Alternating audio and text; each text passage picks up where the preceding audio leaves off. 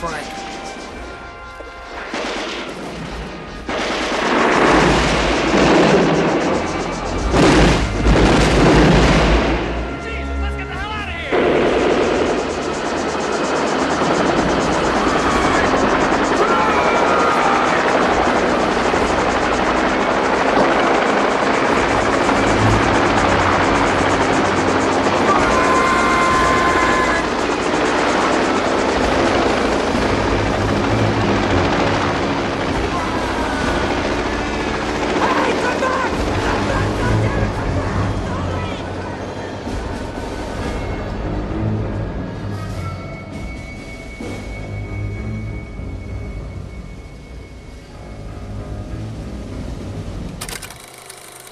All right, everyone. Welcome Jeremy Ratchford back to the show. He's everyone's favorite. Worked with Clint Eastwood, Unforgiven, Cold Case, FBI, hundreds of epic titles and appearances, and he's here to help us remember our buddy and combat radio contributor, director Ted Kotcheff. How are you, Jeremy?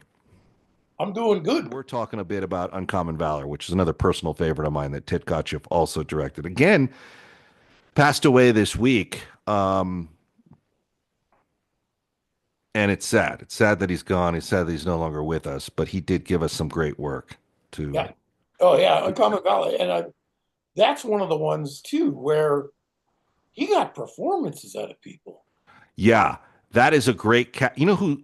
I think the casting director on that was Tony Howard, who's an agent at ICM when I was at Warner Brothers. I think she was Lynn originally. Stallmaster was on one of those. Yeah, Lynn Stallmaster was part of the casting team too. The two of them, and every part in that is good. And you know what I would also say, dare I even say it, I think the build up for that movie is almost near perfect in terms of how it unpacks. Yeah. Wings Hauser. Stallmaster story for you. Oh yeah. For Lynn Stallmaster, and my agent and the casting agent purposefully did not tell me who he was. I was, early in my career, and they didn't come to me and saying, "This guy is a casting god," because they didn't want me to have that effect going in. I had no idea who the guy was. I went in, auditioned, and I got the role. And they told me after, it's like, "Do you want to know who you just read for? Twilight Zone." Yeah. Career maker. Yeah. And one of the best to ever do it. But I mean, the thing that I, personally, when actors go into readings from my friends and they're upset about it or worked up about it or nervous about it, I just have to remind them, like, look, when you go in to do this reading, everyone in that room wants you to be fantastic. They want you to be great. They want their job to end with your arrival. So just think about it in those terms. They want you to be good. It's not about how bad you're going to be. They want you to be fantastic. And Stallmaster, there's a documentary he's pretty heavily featured in, and he's really insightful. He has a interesting guy, interesting person. Yeah. Stallmaster, Tony Howard. There's a lot of great people on Uncommon Valor too. Like I said, it was produced by my old boss Milius, and he clearly did a rewrite on it. Master, you wouldn't. Yeah, love him. And the performance they got out of him was fantastic. Oh yeah. Randall Tex Cobb. Okay, so I have some stories about Randall, but we'll save it for another day. He was good. Oh yeah, Jane Kismerick was in that. Yeah. Unbelievable. Swayze. Yeah, the Sways. It's wild watching, knowing the career that he was going to get, and seeing the early bits of Swayze in it. He was perfectly cast for that. He really was, and he with him and Randall, and it's like, and Hackman's like, his father. It's like. I remember my mother thought this was the movie that was going to make us all join the Marines. Oh, okay. She was like, I don't like you guys watching this movie. I think you're going to join the Marines and going to become mercenaries. She was really seriously concerned. And I love that scene where they're like in Vietnam and or Laos, and they go to like the French restaurant, and the guy's got the menu, and he's like, you need some weapons. You know, he's got like a menu and you flip the page and you can buy rocket launchers, you know, tank, armored cars, whatever you need. But down in the basement is where he's got all the guns ready to go. You can immediate checkout.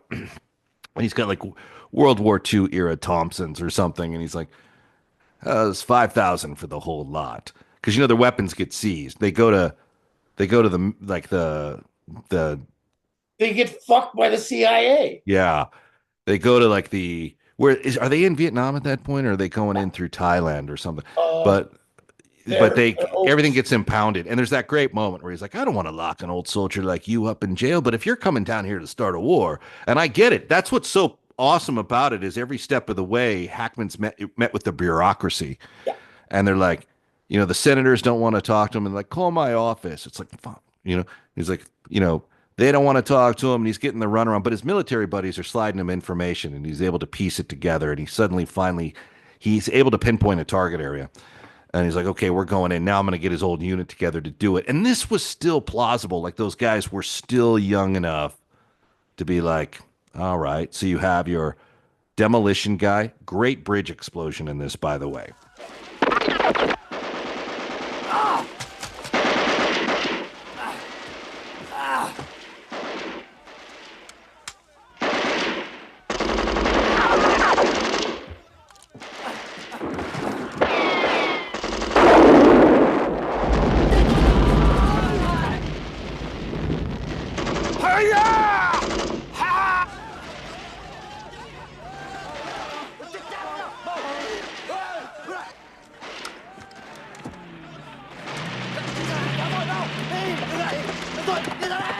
Come on, you bastard! Come on! Come and get it! 1, 2, 3, 4, 5, 6! Come on, a new record! 7! Yeah! 8! Unbelievable!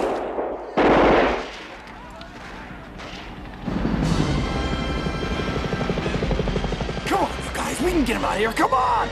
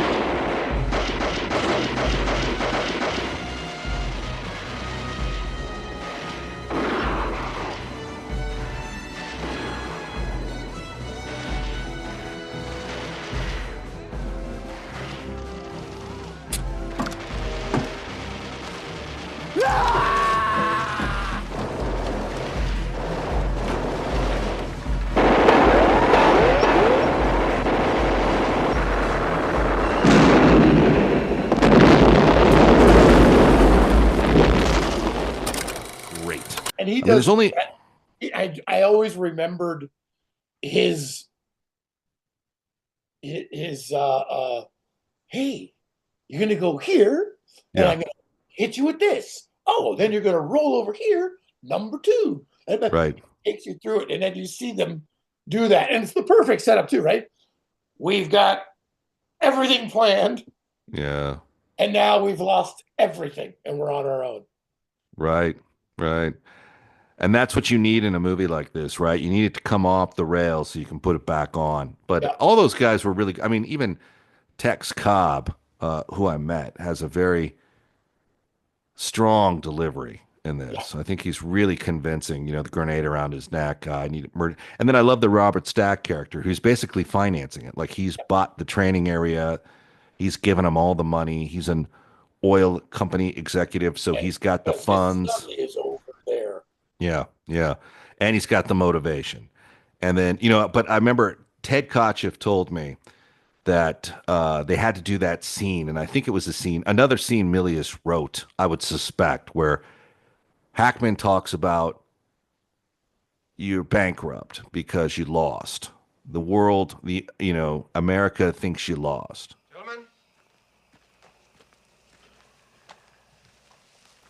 thank you for coming. I knew you would come. that you men have got what it takes. Molded over a little, but you still got it. There's a bond between you men as strong as the bond between my son and me. Of course, there's no bond as strong as that shared by men who have faced death in battle. You men seem to have a strong sense of loyalty because you've thought of as criminals because of Vietnam. You know why? Because you lost. And in this country, it's like going bankrupt. You're out of business. They want to forget about you. You cost too much, and you didn't turn a profit. That's why they won't go over there and pick up our buddies and bring them back home, because there's no gain in it. You and I know that the books are still in the red. And the politicians know, too. The same politicians that never lost a single son in Vietnam, not one. Now, they say they've been negotiating for 10 years. Well, the other side's not buying. And while the politicians sit on their asses, I'm going to ask you to lay yours on the line. Again. Because, gentlemen, we're the only hope those POWs have. So we're going back there. And this time, nobody can dispute the rightness of what we're doing. Into why the mission matters and why they actually matter and what they have a chance to do when they execute this mission and what it really means. And he's telling the story. And Ted was telling us he gives Hackman the dialogue, and Hackman's response was, and you worked with Hackman, so Hackman's response was, "Now, Ted, you're not just going to hand me this dialogue and have me standing here actifying, are you?" And he's like, "Well, he's like, give me something to do. Let me take off my camo or something." He's like, "I don't want to stand here and just actify." Actify. Hackman. Again, man, it's turning into a casualty report around here. We just lost him. It's like, I am starting to regret answering my phone. It's getting bad. The shit's getting thick, as they would say. But Uncommon Valor, I think Hackman is very, very good in it. Yeah. As Rhodes. They're all good. They're all good. It's a fun movie, too, I hate to tell you. There's only a couple of scenes It's that last shot. It's the last shot of the movie that I do not understand.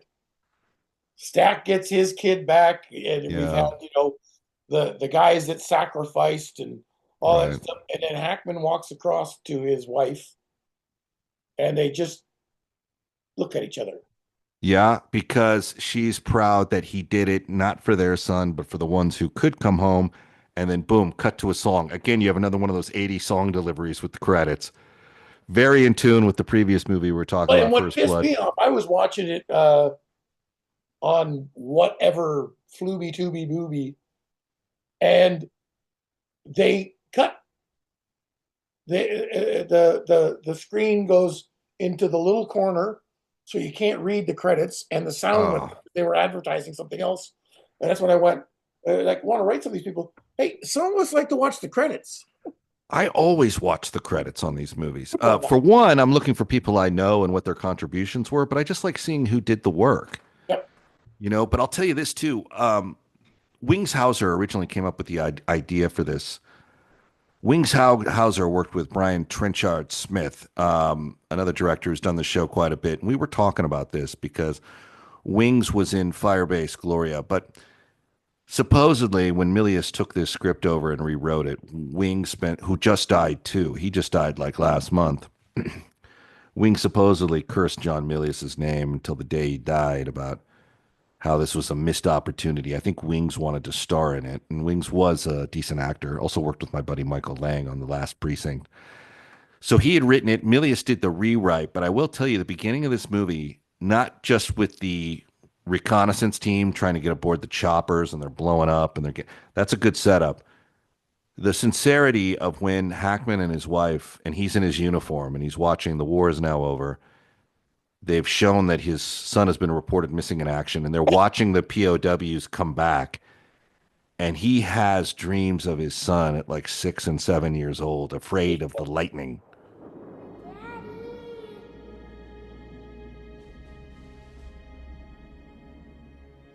Daddy, I'm scared.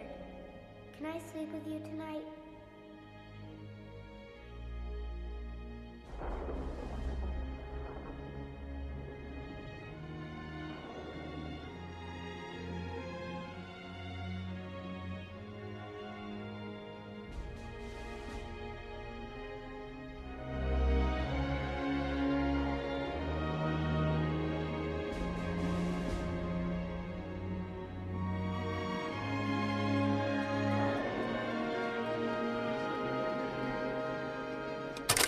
And he's like putting out his hand, and his son disappears. And all of this after he's like in his uniform, not to see his son come home, but to see everyone else come off the POW planes. And And that's when he, the guys playing the POWs hmm had great casting because they were gaunt.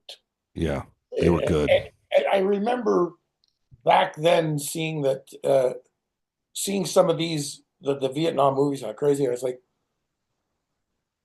remember as a kid just going, what's the fucking point? Why are you keeping these people? And what's the cost of this military base with, slave labor and just the cruelty of it? So our generation grew up with this. I remember going to a field trip in the 8th grade to the memorial and seeing all those names. And there was probably the first significant memory of the flag, the POW flag. And that followed us everywhere in the 80s. That was seen as major, major unfinished business, which is why this movie and the Rambo sequel fit so well into our psyche, because that was an opportunity to win the war on screen that we had been told we'd lost. And if you're like me, you had family members directly involved with that conflict, directly involved with those firefights, who were shaken up and destroyed by it. My wife's family, mine. And so that was one of those things where you cannot get your head around why POWs, 2, 3, 10 of them, whatever you have, were not returned. And that's the thing that I love about Uncommon Valor, is it's all about rising up and trying to complete the business that should have never been left undone. And sometimes you do a thing. The movie signals that sometimes you do a thing because it's the right thing to do. And that's your reason. You do it only not because it's going to directly affect or change your life, but just because it's the right thing to do. And I think that's the message in the ending you were talking about, where he doesn't get his son out, but he gets those that were there out. And and sometimes you just do it because it's the right thing to do. Oh, they're uncommon valor. Right. Right. Which is, let's be honest, we're living in an era where character is hard to come by. There's a lot of flexing and there's a lot of pretending, but genuine character and class is difficult to come by. But you know who's got both? Jeremy Ratchford. But without a doubt, both movies I think are a must watch. In fact, they make a good double feature, honestly. I watched them both last night. Yeah. And I was blown away by First Blood again. Yeah. And again, it was this time kind of seeing the DOP on this. It was beautiful. And and the backlights and stuff. It was like this was a beautifully shot movie. Yeah. And then going into Uncommon Valor, it felt a little less artistic. But it was some of it, I guess so much of it was during the day. Mm-hmm. So there wasn't a lot of backlit nighttime, like First Blood's at night, baby. And it's in the mine. The mine sequence in that thing when he keeps rewrapping and keeping the flame going. Isn't that great? Another element of, this guy can survive anywhere. Yeah. Anywhere. And I mean, someone will fact check me on this, but it looked like First Blood was shot on Fuji film, so it has like that extra bit of darkness. And when he lights the torch and starts moving through, and then it's getting really small, and the water's like up to his neck, but he knows Well, he's it got to was go a great forward. use of yes, I didn't notice this before, maybe I forgot about it, but it's the wind. Yes, I noticed the same thing last night. I'm like, listen to that. They put in that howling. Oh, gold. And, and when the flame from his torch, because at one point he goes this way, Yeah. and the flame kind of goes, no, no, no, no. He's like, oh. And then he comes across the rats. Whoa! But it was like rats and the wind directing him to where Yeah. the exit. That was not good. Talking about these movies, it reminds me of a kid is when you would meet the occasional Vietnam veteran. And, not that any of the ones I met were quick to talk about it, but man, you were kind of in awe of them. Like you kind of imagine these horrific experiences that they must have survived, and you're like, wow, Yep. you know, Yep. all of it, all the people who served in one conflict to another, they have exactly what you said, uncommon valor. And it's just, those are great movies to see. It's a great, like I said, there's one moment where like what of it, an NBA camp guard or it's got like Converse on. And I mean, maybe Ted could have done a take two of that, but whatever. It doesn't take me completely out of the movie. It's when they're shoving the body down the pipe after Wilkes kills him in the camp. He gets Oh, the yeah, yeah, drop yeah, on him, yeah. and he's doing the reconnaissance to see if the prisoners are there, and they are. But he gets dropped, and he's like, "Oh," and that guy, and then he brings that body out through the piping with him, and he's like, "Oh," and then of course they just pull it out and let him float down the lagoon, like whatever, Yeah. like we're done, whatever, business as usual, right, Wilkes? Yeah. Yeah. Uh, Good stuff, man. So, what do you got for us next time around? What's on the Jeremy Ratchford hot sheet? You mean work-wise or what movies we're gonna do next? No, I mean work-wise, there's always work pending. You're a busy guy, but what movies?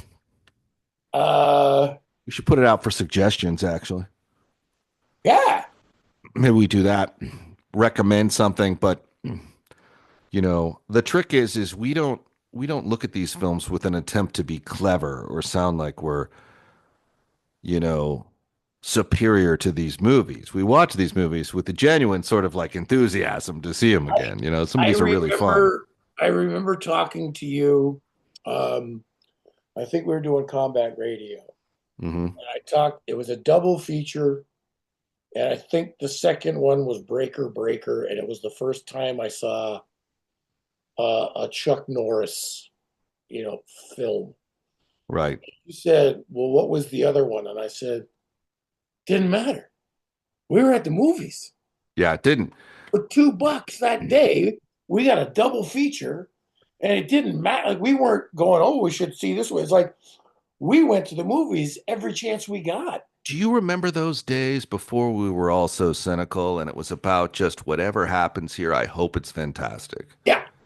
And so often it wasn't, but we thought that it was. Yep. And you were just watching this movie going, wow, what a great afternoon. You're a good man, Jeremy Ratchford. We had a lot of love for you, buddy. Hi there, everybody. Voice actor Roger Craig Smith here to talk to you about NMOSD. It can paralyze you, it can blind you, it can even kill you in a matter of minutes, but we are very close to a cure. And with that cure could come a cure for cancer. So please go to the Guthrie Jackson Foundation and donate today. Appreciate it.